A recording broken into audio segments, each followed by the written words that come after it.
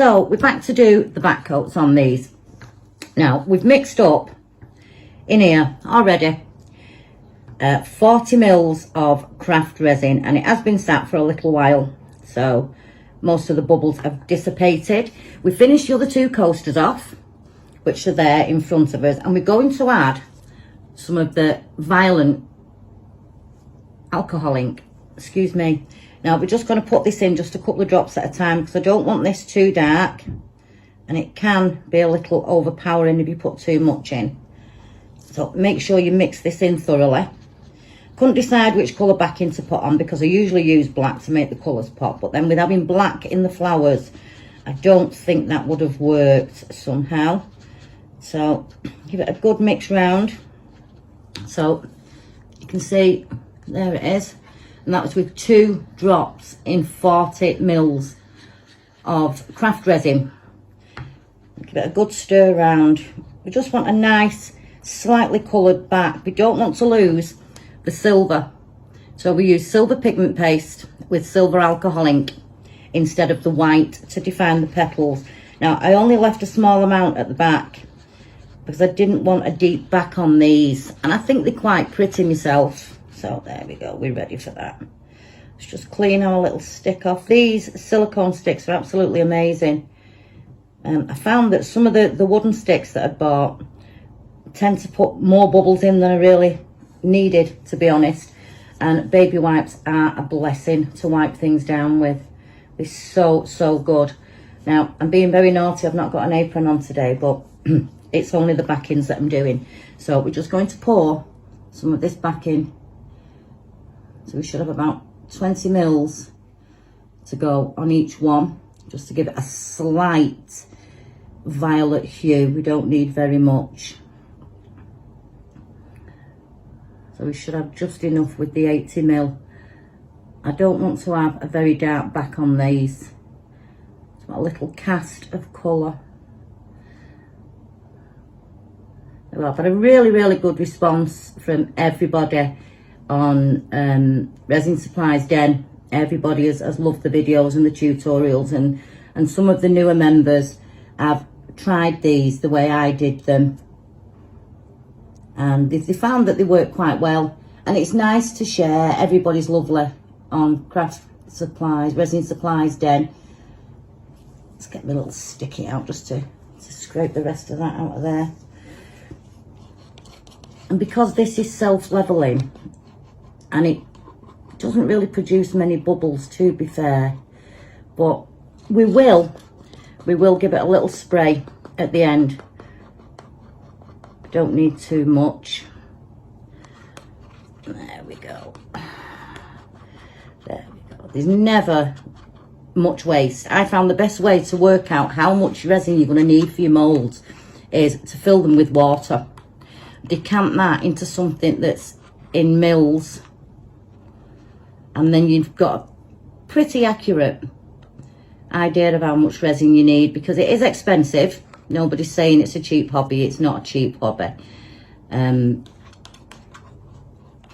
But it's so nice when you just want that little bit of me time, just so you can sit down and do something for yourself, especially in busy households. There we go. We'll wipe that down again.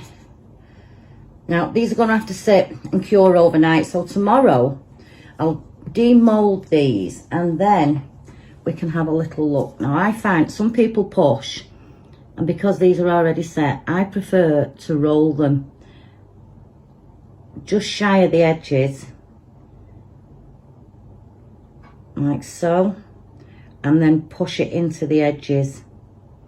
Now it does help if your room is warm. Like I say, I've already pre-mixed my resin up and I've let it sit for five or 6 minutes, just so that it can warm through a little bit on its own. You can buy heating mats. I've never used a heating mat, to be fair. And then let's just push that into the edges. I'm sorry if my arm is in the way. It's not a very big tripod, so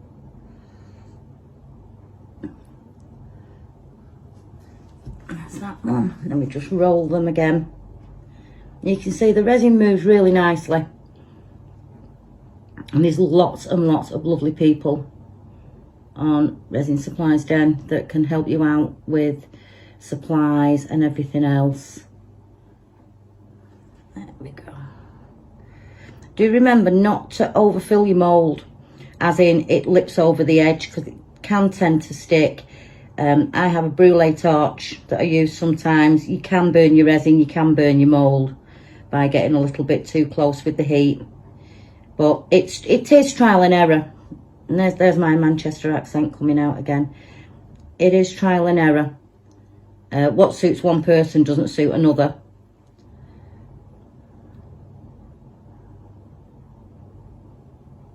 There we go, nicely moving.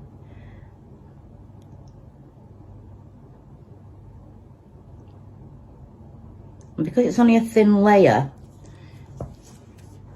it should, in all essence, set quite quickly. And what you don't want to do is mix too much resin up, then you're throwing it away, which is just a waste of money. It is quite expensive.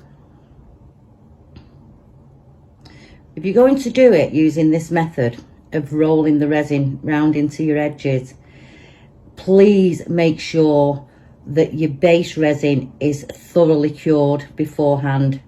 Otherwise you'll find that it's all going to slide. I've seen this happen.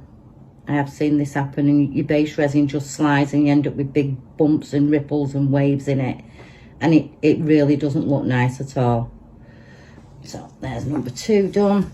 And I know you're probably thinking, oh, I can't really see a colour on that. I didn't want to colour this completely up. I just wanted to put a cast on it. There we go. I think it'd be a shame to colour this too much and end up losing the flowers and the glitter, which is in the pigment paste and the silver alcohol ink. There's one blessing, at least the dogs are quiet at the moment. They've all just been playing and barking like mad.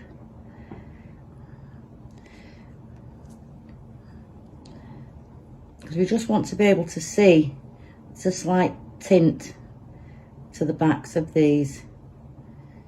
Sometimes you have to move it to the light when it's only pale. And you'll see it as it reaches the edge of the mould.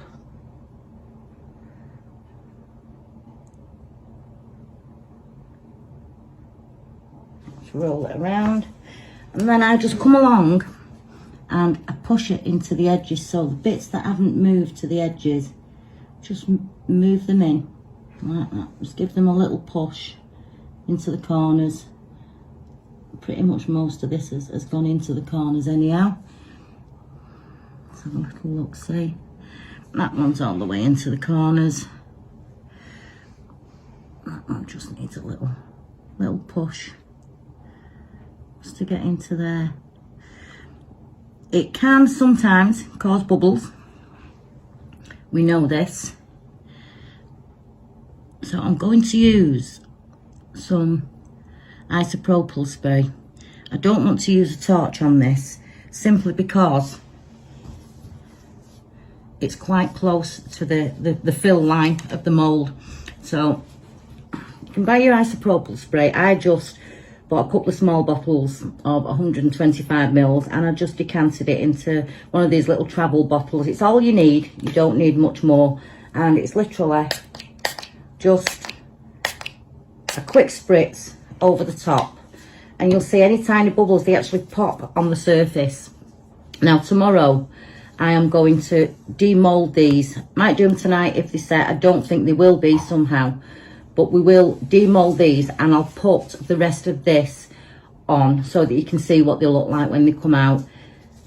I hope you've enjoyed the videos. I hope everyone that's new to the group will keep trying different things. I'm still trying different things. I am going to try the butterfly at some point. Not sure how it's going to come out, but I hope you're enjoying these small tutorials just to keep everybody connected and to say you can do it. Persevere. Thanks, guys.